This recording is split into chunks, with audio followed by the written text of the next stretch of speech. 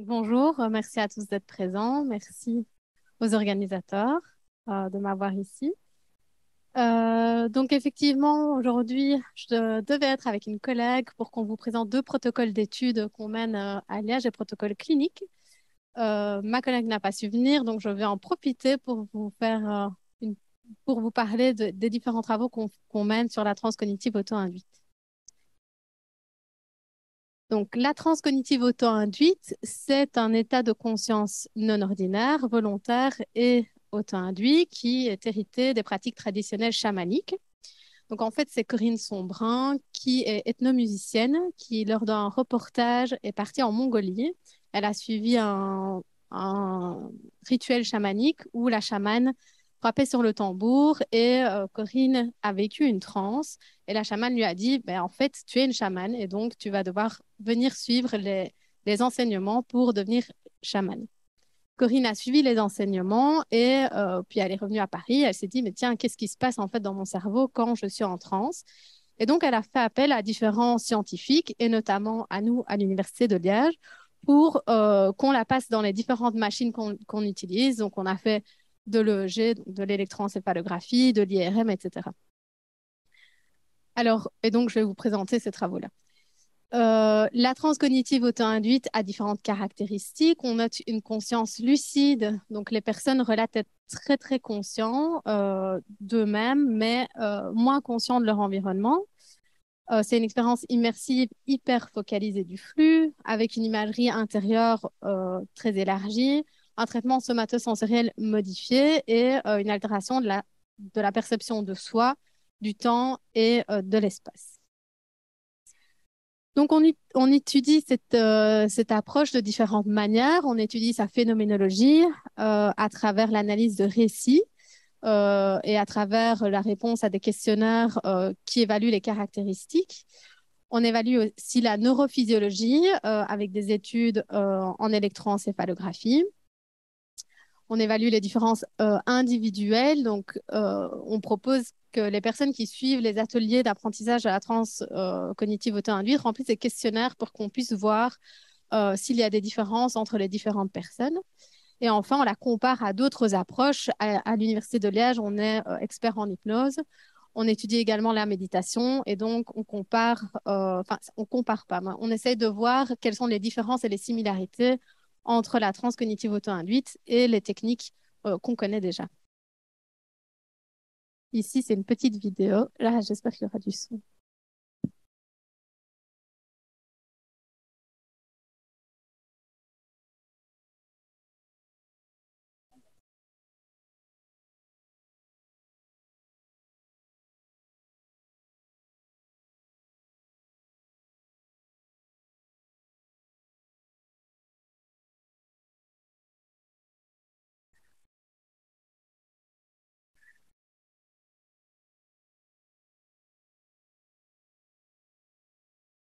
C'est Corinne qui est en transe.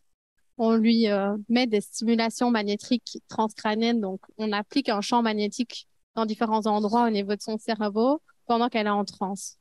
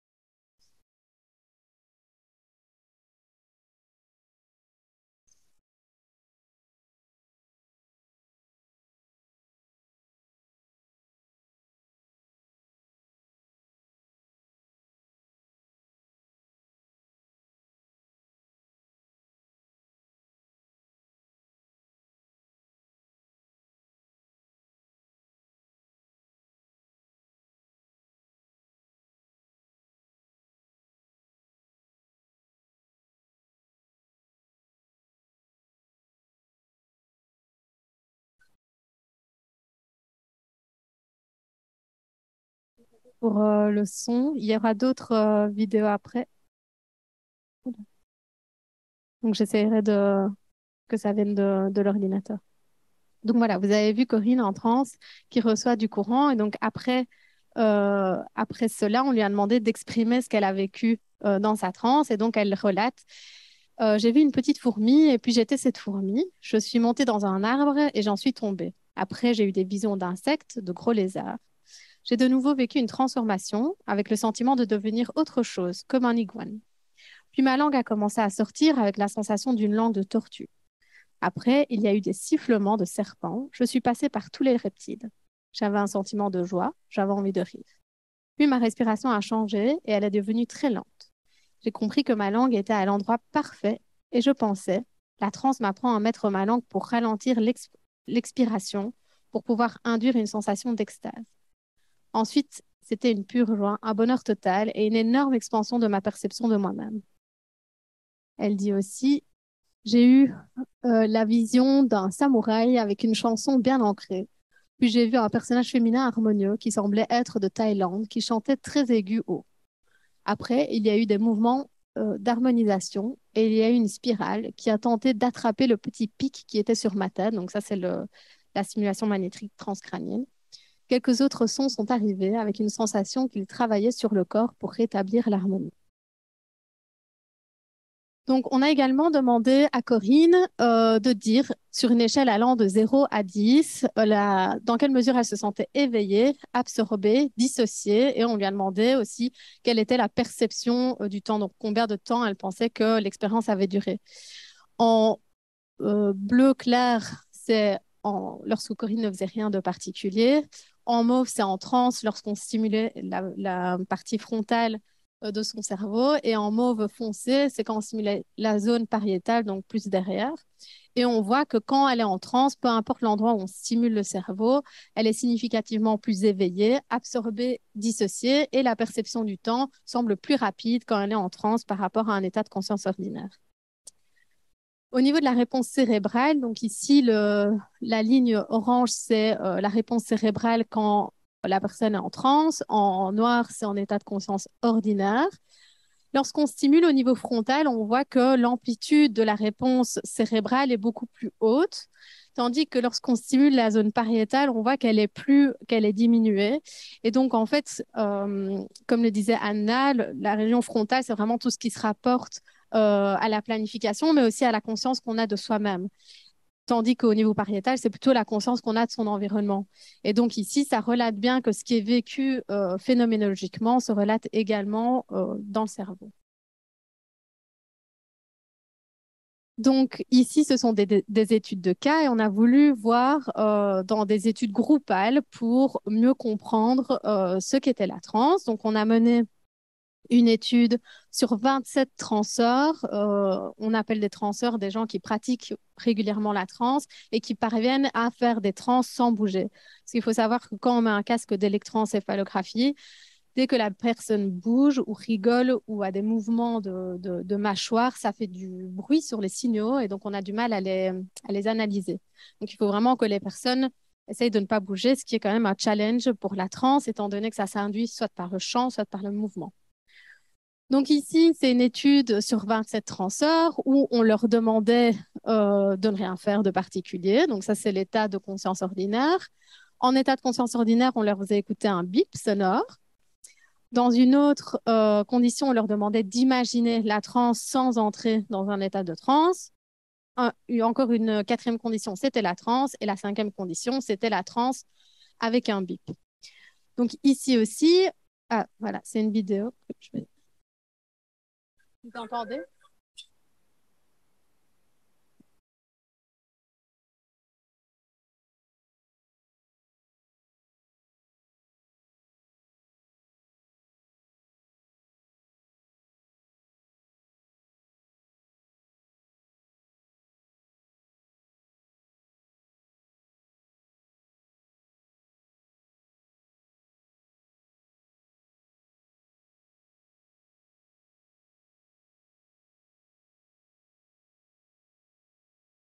Donc ici, c'est un exemple d'une transeuse experte.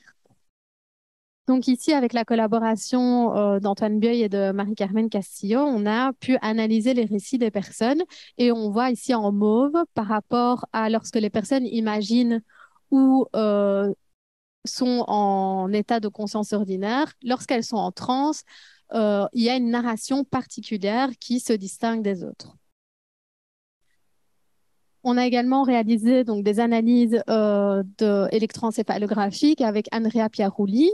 Et alors, donc, ces analyses ont montré que, notamment au niveau des ondes gamma, donc c'est des ondes qui se manifestent dans le cerveau lorsqu'on est en créativité ou hyperconcentration. On voit ici, donc c'est la première colonne tout en bas, qu'il y a une activation beaucoup plus importante de ces ondes-là lorsque les personnes sont en transe par rapport à un état de conscience ordinaire ou par rapport à lorsqu'elles imaginent être en transe. On a également regardé la connectivité en transe. Donc la connectivité, c'est quand différentes régions cérébrales communiquent entre elles et on voit qu'en état de transe, notamment pour les ondes gamma, il y a une augmentation assez importante de la connectivité. Tout le cerveau communique avec tout le cerveau. Alors, on a également observé une modification du rythme cardiaque et du rythme respiratoire. On a fait ça avec la collaboration de Victor Oswald, qui est un postdoc au Canada. Et on voit en mauve qu'en transe, il y a une augmentation significative du rythme cardiaque et une diminution significative du rythme respiratoire comparé à un état de conscience ordinaire ou à l'imagination d'une transe. Alors, les personnes, lorsqu'elles sont en transe, relatent également avoir une force beaucoup plus importante enfin, en tout cas, une modification de la force. Et donc, on s'est interrogé là-dessus.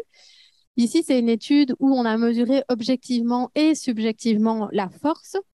Alors, dans la main et dans la jambe. Dans la main, les personnes devaient pincer un objet qui permettait de mesurer la force objective. Et au niveau de la jambe, je pense qu'elles devaient pousser sur quelque chose.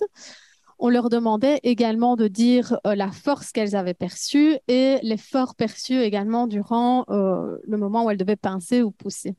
Ce qu'on observe, c'est qu'en transe, donc en mauve clair, on a une force objectivement plus importante dans le bras et dans la jambe, ce qui se voit également au niveau du ressenti des personnes. Donc, elles disent avoir la sensation d'avoir plus de force lorsqu'elles sont en transe, donc c'est ici en bas. Et au niveau de l'effort perçu, il est significativement diminué lorsqu'elles sont en transe par rapport à un état de conscience ordinaire ou à l'état de post-transe. Donc, c'est un enregistrement qu'on a fait juste après la transe. Donc, ici, c'est les premières études qu'on a fait. Donc, on est parti d'une étude de cas. Ensuite, on a fait des études groupales et on s'est demandé quel était l'intérêt clinique de la transe cognitive auto-induite avec des patients. Et donc, ici, je vais vous parler de deux protocoles. Un protocole en oncologie qui est mené par la docteure Charlotte Grégoire et la doctorante Nolwenn Marie, et des études en douleurs chroniques qui sont menées par le docteur Audrey Van Oudenooy et c'est moi-même. Donc, on sait que le cancer va avoir un gros impact sur la qualité de vie des patients, notamment en créant de la douleur, de la fatigue, mais également des difficultés de sommeil et de la détresse émotionnelle qu'on définit par de l'anxiété et de la dépression. Et ce qu'on observe, c'est que les patients montrent un intérêt de plus en plus croissant pour des approches complémentaires pour prendre en charge leur qualité de vie. Donc, on a déjà mené des études sur le yoga, la méditation et l'hypnose et les résultats sont encourageants. Néanmoins, il manque des données sur le long terme. Le but, quand on propose des psychothérapies aux patients, c'est effectivement qu'ils puissent utiliser les stratégies qu'on leur apprend et ceci sur le long terme. Et aussi, il y a un focus sur le cancer du sein et ça même quand on essaye d'élargir le recrutement à plein d'autres types de cancers, on voit que c'est les personnes qui souffrent de cancer du sein qui sont beaucoup plus incluses dans les études. Donc ici, on a mis en place une étude longitudinale sur l'effet de la transe cognitive auto-induite chez des patients qui souffrent d'un cancer, tout type de cancer. Et on n'étudie pas que la transe cognitive auto-induite, mais également l'hypnose et la méditation. Encore une fois, on parle de comparaison, mais ce n'est pas vraiment des comparaisons. On essaie d'identifier les similitudes et les différences entre les différentes approches en étudiant les bénéfices cliniques, en étudiant les expériences phénoménologiques à travers de l'analyse de récits, en étudiant les corrélats neurophysiologiques et également en comprenant les mécanismes d'action en se basant sur le modèle biopsychosocial de l'hypnose. Alors, le protocole est comme suit. Pour les personnes, donc c'est un design qui est basé sur les préférences. Donc, les personnes choisissent les groupes de traitement dans lesquels elles sont. On ne les randomise pas. Certaines vont recevoir la transcognitive auto-induite. Il s'agit de 2 fois 2 jours, espacés de 1 mois. Pour le groupe hypnose, ils vont avoir 8 séances, une par semaine pendant donc 8 semaines. Et pour le groupe de méditation d'autocompassion, ils vont avoir 8 séances sur 9 semaines. On fait des évaluations avant, directement après la fin des approches, 6 mois et 1 an après la fin. Ici, on est au résultat préliminaire. Euh, donc, que je vais vous exposer après. Au niveau des mesures, on prend les données sociodémographiques et médicales, on évalue la fatigue et le sommeil, la douleur, la détresse émotionnelle, d'autres variables psychologiques comme le fonctionnement cognitif, parce qu'on sait que suite à un cancer, on peut avoir le brouillard cognitif, comme on appelle ça, l'ajustement à la maladie, la régulation émotionnelle et l'empowerment. On pose aussi des questions en lien avec les approches. Donc, on va poser plutôt des questions ouvertes sur les changements qu'ils ont perçus par rapport à une transe intense, par exemple, ou à une méditation intense ou un épisode d'hypnose intense. Et on prend des variables neurophysiologiques comme l'électroencéphalographie, le rythme cardiaque, l'activité musculaire, la respiration, la température et les marqueurs tumoraux. Alors, jusqu'à présent, on a 80 patients inclus dans l'étude, avec beaucoup plus de personnes qui sont incluses dans le groupe de transcognitive auto-induite. Il y a 94% de femmes, une majorité de cancer du sein, et la moyenne d'âge est de 51 ans, pardon. On voit que les attentes sont quand même élevées et que la motivation est également élevée. Alors, au niveau des feedbacks post-intervention, on voit que la relation avec le thérapeute est bonne dans les 3 groupes. Donc, les patients sont satisfaits de la relation qu'ils ont. En termes de pratique régulière des interventions, donc il faut savoir qu'on les encourage à pratiquer le plus souvent possible entre les différentes sessions. On voit qu'en hypnose et en méditation, 60% des participants pratiquent tous les jours ou 3 à 4 fois par semaine, tandis qu'en transcognitive auto-induite, 80% des participants la pratiquent. En termes d'induction autonome, 60% des participants dans les groupes d'hypnose et de méditation parviennent à la pratiquer, tandis que 92% des participants euh, arrivent à induire la transe de façon autonome. Donc ici, c'est de nouveau une vidéo sur plusieurs participants de cette étude. Donc voilà les témoignages. Maintenant, passons à la partie un peu plus quantitative. Donc, encore une fois, ce sont des résultats préliminaires, mais on voit que globalement, dans les différents groupes, également dans le groupe contrôle, il y a une diminution de la fatigue générale et de la fatigue physique. On note également une diminution de la dépression et de l'anxiété mesurée par le HADS. Et donc, on voit qu'il y a quand même des bénéfices cliniques. En termes de caractéristiques phénoménologiques, on a également évalué l'absorption, la dissociation et le sentiment d'automaticité. Donc, c'est la sensation que les pensées et les actions se font d'elles-mêmes sans qu'il y ait un contrôle particulier. Et on voit dans les 3 groupes qu'il y a un sentiment d'absorption plus important, de dissociation également, la dissociation étant un peu plus élevée pour le groupe de méditation, et qu'il y a un sentiment d'automaticité un peu moins important dans le groupe qui reçoit la transe cognitive auto-induite. Donc, non, on voit qu'il y a quand même des caractéristiques des trois approches qu'on propose qui sont vécues par les participants. Donc, en conclusion, pour ces études, pour ces résultats préliminaires pour l'étude clinique, on voit que c'est important de proposer ces approches-là aux patients parce qu'ils s'y intéressent et ils sont demandeurs. Euh, les personnes arrivent particulièrement à induire de façon autonome l'approche dans le groupe de transcognitive auto-induite et ça peut s'expliquer aussi par le fait que les 2 ateliers visent vraiment à ce que la personne apprenne à induire ce processus. On voit qu'il y a une amélioration dans les variables cliniques pour tous les groupes, y compris dans le groupe contrôle, mais les groupes ne sont pas complets et donc les analyses ne sont pas terminées. Et on voit également qu'il y a une différence dans les aspects phénoménologiques. Ce qui est important aussi, c'est d'avoir les feedbacks des patients pour pouvoir continuer à améliorer notre compréhension de ces approches. Alors, au niveau de la douleur chronique, ici, on a lancé une étude beaucoup moins ambitieuse sur uniquement 5 personnes, comme vous le verrez plus tard. Donc, la douleur chronique, je vais un peu la définir, je ne sais pas si vous la connaissez, mais c'est une douleur récurrente et ou persistante qui dure plus de 3 mois. En Belgique et en Europe, elle concerne un adulte sur 5. Elle a des répercussions sociétales parce que les personnes vont consulter énormément de différentes personnes, euh, différents professionnels de soins de santé. Elles peuvent avoir une modification de leur emploi qui va jusqu'à la perte de leur emploi. On note également une augmentation de la perception du handicap et tout cela contribue, entre autres, à des hauts coûts sociétaux. On voit également des répercussions au niveau individuel avec une augmentation de la détresse émotionnelle, l'apparition de croyances dysfonctionnelles et également des troubles du sommeil. Alors, on a déjà mené beaucoup d'études sur l'intérêt de l'auto-hypnose combinée à l'autobienveillance, qui est un type de thérapie cognitivo-comportementale qui a été créée par Marie-Elisabeth Fémonville. Et on a pu démontrer à travers des études observationnelles, mais aussi randomisées, que les personnes ont un bénéfice après l'apprentissage de cette technique. Et donc, ça nous pousse à étudier d'autres approches complémentaires qui entraînent un état de conscience non ordinaire. Donc ici, le but de cette étude pilote sur la transe cognitive auto-induite en douleur chronique, c'est d'évaluer son intérêt pour diminuer l'intensité de la douleur et de la fatigue, mais également les niveaux d'anxiété, de dépression, les attitudes envers la douleur et la qualité de vie en règle générale. Ça nous permet également de mieux comprendre la phénoménologie de la transe et l'hypothèse, c'est évidemment que la transe améliore la qualité de vie des patients et que les bénéfices sont maintenus sur le long terme.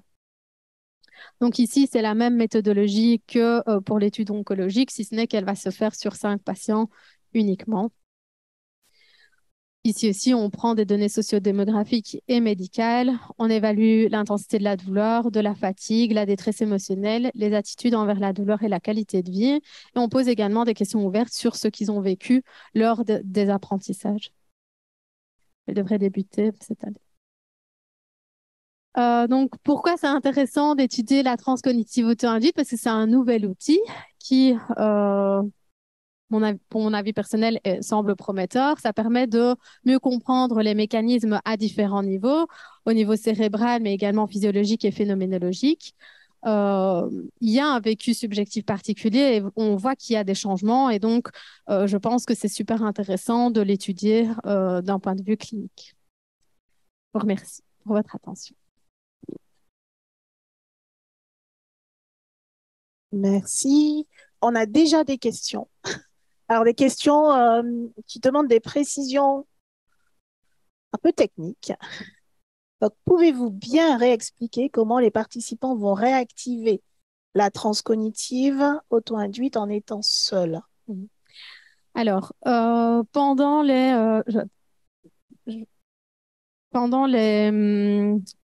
les workshops, on appelle ça, donc les personnes bénéficient deux fois 2 jours d'apprentissage de la transe cognitive. Et donc, le premier jour, Corinne a mis au point des boucles sonores basées sur certains sons et notamment des sons de elle en transe avec le tambour quand elle était en Mongolie. Et donc, l'idée, c'est que on fait écouter ces boucles de sons aux personnes jusqu'à ce qu'elles s'induisent en transe, qu'elles vivent une transe. Et souvent, ça démarre par un mouvement ou par un cri ou un chant qu'on émet. Et donc, on invite les personnes à identifier ce mouvement qui va servir d'inducteur. Donc, le mouvement ou le son que la personne va émettre va être son inducteur. Alors, il peut changer au fur et à mesure du temps, mais donc, c'est ça qu'on apprend dans les 2 premiers jours. Et puis, dans les 2 derniers jours, on consolide alors cette auto-induction. Et donc, le deuxième workshop, on n'écoute plus du tout les boucles de son. Ok, on a une deuxième question. J'aimerais savoir quelle différence existe entre être en transe auto-induite et l'auto-hypnose. Et alors, c'est complémentaire, les mécanismes d'induction sont-ils les mêmes ou est-ce une question de profondeur de la transe? Bonne question. C'est ce qu'on essaye de comprendre. Donc, on ne sait pas encore quelles sont les différences et les similitudes. Sur, m- Par rapport à mon expérience personnelle, je vais dire que la façon dont on entre en transe se fait vraiment par le mouvement ou par le son, donc par le corps, qu'en hypnose, ça va être beaucoup plus par le mental. Alors oui, on peut avoir la respiration et donc se refocaliser sur son corps, mais on peut avoir d'autres types d'inductions en hypnose comme la fixation d'un point. Et donc cette hyperfocalisation mentale va agir comme un processus top-down et non pas bottom-up. Et donc c'est ça que je dirais qui est la différence en termes d'induction. En termes de vécu, je ne sais pas parce que l'hypnose est une transe aussi qui est différente, mais est-ce qu'elle est réellement différente? Voilà, ce sont des questions qu'on se pose. Est-ce que ça serait en lien avec finalement ce sentiment de contrôle qui avait l'air d'être un peu différent sur la première étude? Euh, ben, Quand on est en transe, tout comme quand on est en hypnose, on contrôle ce qui se passe. On va jamais faire quelque chose qu'on veut pas faire. La différence, en fait, il n'y a pas vraiment de différence. En hypnose, il y a beaucoup de littérature sur l'agentivité. Donc, le fait de sentir que, par exemple, si on fait une suggestion de lévitation du bras, ben, on a l'impression que le bras se lève de lui-même. C'est pas moi qui dis, OK, maintenant, bras, lève-toi. En transe, c'est pareil. Mais la sensation, c'est j'ai bougé. Je sais que j'ai bougé, mais je ne sais pas pourquoi je l'ai fait. J'ai juste senti que je devais le faire, mais en hypnose, c'est pas moi qui devais le faire, c'est ça, c'est fait. Donc c'est un peu pareil, mais les nuances sont vraiment. Voilà, faut le vivre pour le comprendre mieux. Et dans la salle alors?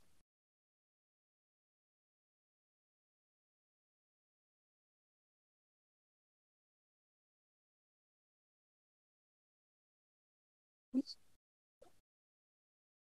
non. Je crois que tout était clair.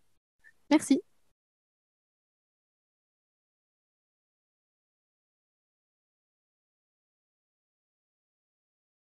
Et notre dernière intervenante, Hélène Maret-Thomas, va nous parler de TCC appliqué à quelque chose dont on a 4 minutes. Recording in progress. Donc j'ai 4 minutes pour vous raconter une histoire, peut-être. Non, peut-être essayer de faire une synthèse de quelque chose assez éclaté, hein, finalement, dans nos explorations de cet après-midi, puisqu'on avait quand même en point commun le corps, mais on est passé de la poésie à la transe. On est revenu un peu en imagerie cérébrale. Enfin voilà, on a fait un tour complet de ce qui pourrait être les psychothérapies de demain.